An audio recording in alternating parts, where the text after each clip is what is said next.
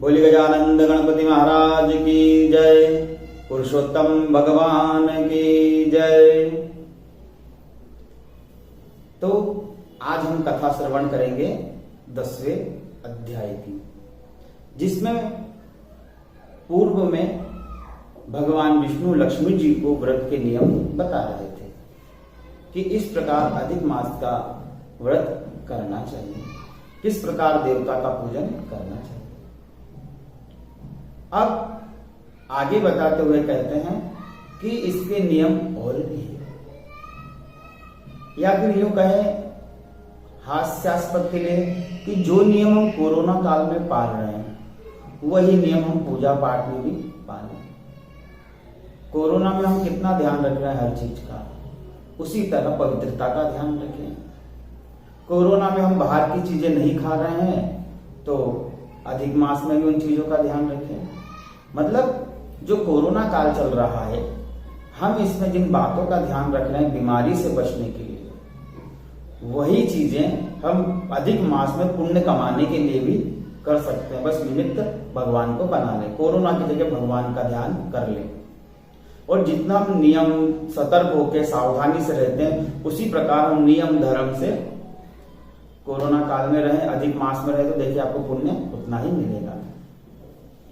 आगे ही कथा में माता लक्ष्मी जी ने हम लोगों की समस्या भगवान विष्णु से कही, क्योंकि ये समस्या लक्ष्मी जी की नहीं हो सकती, ये समस्या हम लोगों की है। और माता ने सोचा कि ये बच्चों की समस्या पिता के आगे अवश्य रखना चाहिए। तो माता लक्ष्मी ने हम बच्चों की समस्याएं भगवान विष्णु के सामने प्रस्तुत की, और लक्ष्मी जी ने बड़े विनम्र शब्दों में कहा, हे प्रभु, कलयुग का मनुष्य, कलयुग की संतानें वे पापी होंगी, वे दुराचारी होंगी, वे मंद बुद्धि होंगी, वे भक्तिहीन होंगी, वे श्रद्धाहीन होंगी, और इतने नियम धर्म का पालन वह नहीं कर पाएंगे।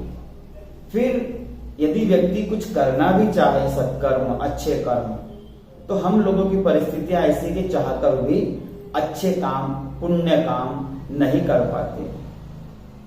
इसलिए लक्ष्मी जी ने कहा कि प्रभु, जब व्यक्ति चाहकर भी पाप कर्मों से न बच पाए, अच्छे कर्म न कर पाए, इच्छा होने के बाद भी परिस्थितियां ऐसी कि सुबह सुबह उठ के पूजा करना चाहिए तो हम सुबह सुबह उठ के कचरा फेंकने जाते हैं, पानी भरते हैं, दूसरे कार्य इतने रहते हैं कि सुबह उठ के पूजा नहीं कर सकते।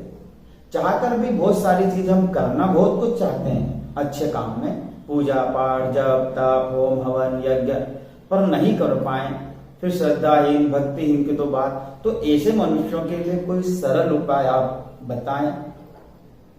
तब भगवान विष्णु ने कहा कि हे देवी, जो व्यक्ति नियम पूर्वक अधिक मास में संकल्पित होकर इन नियमों का पालन न कर पाए और श्रद्धा हो या मन में आकांक्षा भी हो तो भी उसको पुण्य की प्राप्ति होती है, वह शुरुआत करे माता पिता की सेवा से, सास ससुर की सेवा से। प्रातः काल उठ के रघुनाथा, मात पिता गुरु ना वही माथा। राम भगवान जी सुबह उठ करके माता पिता के चरण स्पर्श करते, उसी प्रकार हमें भी चाहिए कि हम भी प्रातः काल उठ के अधिक मास में, वैसे तो हर प्रतिदिन करना चाहिए, नहीं हो तो कम से कम 12 महीने के दिन करना चाहिए, पर अधिक मास में हमें मालूम है कि हम ज्यादा पूजा पाठ, जप तप, हवन नहीं कर पाएंगे, तो प्रातः काल उठ के स्नान से निवृत्त होकर माता पिता की सेवा करें, चरण स्पर्श कर लें दोनों हाथों से। और चरण स्पर्श किस प्रकार करना चाहिए कि जिसके हम पांव पड़ रहे हैं उसका दायां पांव तो हमारा दायां हाथ, उसका बायां पांव तो हमारा बायां हाथ स्पर्श होना चाहिए। अब हम दूर से यूं यूं यूं कर लेते, ये गलत तरीका होता है। चरण जब भी स्पर्श करें इस प्रकार से स्पर्श करना चाहिए और माथे से लगाना चाहिए, 3 बार करना चाहिए। इस प्रकार चरण वंदन करना चाहिए। और माता पिता को भी चाहिए कि पीठ थपथपाएं, सर पे हाथ फेरें, हाँ हाँ ठीक ठीक ऐसे करके माता पिता भी आजकल रह जाते हैं, पर हमें ऐसा नहीं करना चाहिए। चरण स्पर्श करें तो इस प्रकार से करें, अच्छे से करें। और माता पिता बड़ों को चाहिए, सास ससुर को चाहिए कि जो भी हमारे चरण स्पर्श कर रहा है उनके सर पे हाथ फेरें, पीठ थपथपाएं और शुभ आशीर्वचन कहें। हमेशा अच्छी बातें आशीर्वचन में कहना चाहिए। तो यह नियम तो बहुत अच्छा भगवान ने हम लोगों के लिए बताया। तो मेरी भी आप लोगों से सभी से करबद्ध प्रार्थना है कि अधिक मास में एक नियम छोटा सा यह पाल लें कि हम माता पिता सास ससुर के चरण स्पर्श पूरे मास करेंगे। जब तक हम उनके चरण स्पर्श ना कर लें तब तक हम भोजन ग्रहण नहीं करेंगे। और दूसरा नियम यह धारण करें कि पहले हम माता पिता सास ससुर को भोजन कराएं, उसके बाद हम भोजन ग्रहण करें, तो भी हमें अधिक मास में पुण्य की प्राप्ति होगी, पुरुषोत्तम भगवान की पूजा का फल मिलेगा।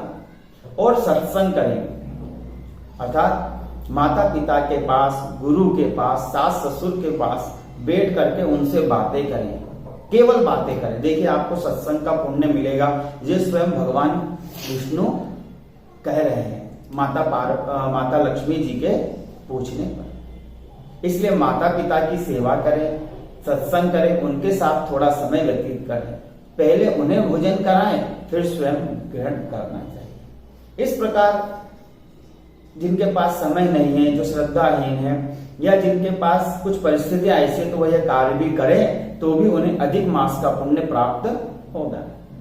दूसरा यह कि हमारे जो कुल के पुरोहित हैं उनकी पूजन अर्चन करें, ब्राह्मण की पूजा सेवा करें, क्योंकि ब्राह्मण की पूजा करने का फल मिलता है।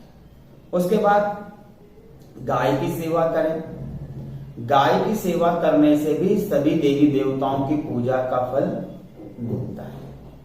इसलिए हमें गाय की पूजा भी करना चाहिए। और गाय की तो हर चीज पूजनीय होती है, बिना गाय की वस्तुओं के ना पूजन होता है, ना हवन होता है, ना यज्ञ होता है, ना देवता प्रसन्न होते हैं। पूजन प्रारंभ करें तो गाय के गोबर से लीपना पड़ता है। भगवान गाय के घी के दीपक से प्रसन्न होते हैं। गाय के द्रव्य दूध दही घी आदि से बने हुए पंचामृत से भगवान प्रसन्न होते हैं। इसलिए गाय की महिमा का वर्णन तो भगवान विष्णु कहते हैं कि ब्रह्मा जी भी नहीं कर सकते। इसलिए गाय की सेवा सुसेवा करें। गाय को पहली रोटी देना चाहिए। अब गाय को हम एक रोटी नहीं, पहली रोटी नहीं, 4 रोटी देते हैं, पर कब देते हैं मालूम? जब वो दूसरे दिन खराब हो जाती है। इसलिए हमें पाप लगता है, इसलिए गाय को पहली रोटी दे, वो हमारी श्रद्धा का प्रतीक है। और यदि हम गाय को बासी रोटी देते हैं तो ये हमारी भावना कैसी है, इससे यह पता चलता है। इसलिए गाय को प्रथम पूज्य है, गाय को पहली रोटी अवश्य देना चाहिए, नैवेद्य लगाना चाहिए और गाय का पूजन करना चाहिए। गाय को चारा खिलाना चाहिए, गाय को पालना चाहिए और पंचगव्य की चीजों का उपयोग करना चाहिए। और कम से कम यदि ये चीजें ना हो सके तो कम से कम हम इतना तो ध्यान रखें कि गाय को मारे नहीं। कुछ लोग गाय को मारते भी हैं, इसलिए गाय को कभी ना मारे। गाय 33 कोटि देवी देवता के समान पुण्यदायिनी होती है। और इस प्रकार हमें गाय की सेवा करना चाहिए। इन बातों का विशेष ध्यान आप रखें, ऐसा भगवान विष्णु कहते हैं। और भगवान कहते हैं कि यदि हम गाय का दान करते हैं, गोदान करते हैं, तो तीनों लोकों में इस पुण्य के बराबर कोई पुण्य नहीं होता। गाय की पूंछ पकड़ करके हाथ में संकल्प लेकर के वह पूंछ ब्राह्मण को दान देना चाहिए। सुपात्र ब्राह्मण को गौदान करना चाहिए। यदि हम कर सकते हैं तो गाय का दान अवश्य जीवन में एक बार करना चाहिए, क्योंकि इस पुण्य के बराबर तीनों लोकों में कोई पुण्य नहीं होता। फिर ब्राह्मण का पूजन करना चाहिए और गाय सत्पात्र को दान करना चाहिए। ऐसा ना हो कि हम किसी गलत व्यक्ति को दान करते। ब्राह्मण को दान करना चाहिए और श्रेष्ठ ब्राह्मण को ही दान करना चाहिए। जो हमारा कुल का पुरोहित है, जो हमारे अड़ोस पड़ोस में ब्राह्मण देवता रहते हैं, उनको आप पूजन अर्चन करें, क्योंकि वो स्थान के देवता हैं। और उन्हें दान अवश्य देना चाहिए, क्योंकि यदि आप दान पुण्य नहीं करेंगे तो वे भी ब्राह्मण कर्म छोड़ करके अन्य कार्य में रत हो जाएंगे। इसलिए हमारी संस्कृति बनी रहे, इसलिए आपके घर में जो ब्राह्मण देवता आते हैं, जुड़े हुए हैं, उन्हें अमावस पूर्णम अवश्य दान धर्म करते रहे, यथाशक्ति दान धर्म करें। और अधिक मास में यदि ना हो सके तो भगवान विष्णु कहते हैं कि गाय का पूजन करें, ब्राह्मण का पूजन करें, माता पिता का पूजन करें, सास ससुर का पूजन करें। उसके बाद में आप कन्याओं का पूजन कर सकते हैं, आप बुआ का पूजन कर सकते हैं, जो बुआ होती है पापा की बहन, जो भानेज होती है उनका पूजन करें, उन्हें घर पे बुला के भोजन करा के यथाशक्ति दान दक्षिणा देना चाहिए। देखो कितनी अच्छी बात भगवान हमको बता रहे हैं कि हम यदि भगवान के संबंधित कोई नियम व्रत धारण नहीं कर सकते हैं तो देखो माता पिता की सेवा करने में तो हमें कोई दोष नहीं लगता, समय नहीं लगता, चरण स्पर्श में, उनको भोजन का पूछने में, चाय पानी नाश्ते का पूछने में कोई समय नहीं लगता। तो भगवान कहते हैं माता पिता गुरु सास ससुर के चरण वंदन करके सर्वप्रथम उन्हें पूछें। फिर भगवान कहते हैं ब्राह्मण की पूजा करें। फिर कहते हैं भगवान कि बुआ को, भानेज को, 9 कन्याओं का पूजन करें अधिक मास में। तो देखिए कितना आनंद आता है। अब देखो इस बहाने बुआ जी को भी बुला लो, उनका पूजन भी कर लो और आशीर्वाद भी ले लो। इस बहाने भानेज को बुला लो, उनका पूजन करके दान धर्म करके पुण्य कमा लो। हम इन लोगों को तो पसंद करते हैं। कोई भगवान में थोड़ी आस्था यदि किसी की कम भी हो, श्रद्धाहीन भी हो, तो वो बुआ को तो मानता ही है, वो माता पिता को तो मानता ही है, वो सास ससुर को तो मानता ही है। छोटी छोटी 9 कन्याओं का पूजन करने में देखो कितना आनंद आता है। तो आप सब यह चीज करें, आपको बड़ा आनंद आएगा। अच्छा, दान सत्पात्र को करें। और दान की बात आ रही है तो भगवान कहते हैं देखो दान करें तो खुश होके करें, डर से, भय से, गुस्से से, किसी के कहने पे दान ना करें। हमें किसी ने कहा दान करो करो, नहीं तो ऐसा होगा वैसा होगा, नहीं करोगे तो पाप लगेगा, डर से, भय से, मजबूरी से दान मत करो। भगवान कहते हैं ऐसा दान मैं नहीं लेता। मैं क्या, माता पिता गुरु बुआ भानेज कन्याएं, वे कोई दान नहीं लेगा। आप यदि डर से, भय से, गुस्से से, अनमने मन से दोगे तो दान, भगवान ने विधान अलग बताया, दान करके प्रसन्न होकर दान करना चाहिए। आपने देखा होगा कभी कोई बारात चलती है और बारात में कुछ लोग नाचते रहते हैं और कुछ लोग ऐसे 10-10 की गड्डी ऐसे लुटाते रहते हैं, देखा?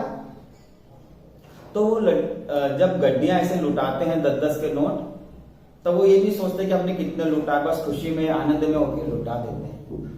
ठीक वैसी ही भावना हमारे पूजा पाठ के अंदर होना चाहिए। जब हम दान करें, जब हम माता पिता की सेवा करें, जब हम गुरु को दान करें, जब हम बुआ भानेज को कुछ दे रहे हो तो प्रसन्नता से दें। प्रसन्नता हो तो मत दान करो, अधिक मास में भी दान मत करो। पहले आपके अंदर प्रसन्नता होना चाहिए, क्योंकि भगवान ये सब भाव का भूखा हूं मैं, भाव ही बस सार है, भाव से जो मुझको भजे उसका बेड़ा पार है। तो भगवान को भाव चाहिए, ये नहीं चाहिए। तो प्रसन्नचित होकर दान करना चाहिए, सत्पात्र को दान करना चाहिए। अच्छा, अब दान करा है तो हम प्रसन्न होना चाहिए। दूसरा, क्यों? देखो हमको मिला जाता है या दिया जाता है। हमको पहले मिला है तभी तो हमने दान दिया है, नहीं मिलता तो हम दान कहां से देते? और दूसरा, ज्यादा मिला है कम दिया है। हम जितना दान देते हैं कम देते हैं, हमको भगवान ने खूब दिया है और हम कम देते हैं। इसलिए मिला पहले है, दिया बाद में है। दिया ज्यादा है, दान कम करते हैं। इसलिए प्रसन्नचित होकर अपने हाथ से दान करें, क्योंकि दान की बड़ी महिमा है। इसलिए इस अधिक मास को आप व्यर्थ ना जाने दें। माता पिता गुरु सास ससुर बुआ भानेज इनकी सेवा करें। यदि आप भगवान से संबंधित कोई पूजा पाठ जप तप हवन यज्ञ कीर्तन नहीं कर सकते हैं तो कम से कम माता पिता गुरु सास ससुर बुआ, भानेज, 9 कन्याओं का पूजन अवश्य करें, इनके चरण स्पर्श करें, इनका आशीर्वाद लें और कथा को औरों के साथ भी शेयर करें। यदि आपके कुछ सुझाव हो, कुछ शिकायत हो, कोई विचार हो तो हमें अवश्य अवगत कराएं। मुक्तिबोध परिवार में आप सभी का अभिनंदन है। जय श्री कृष्ण।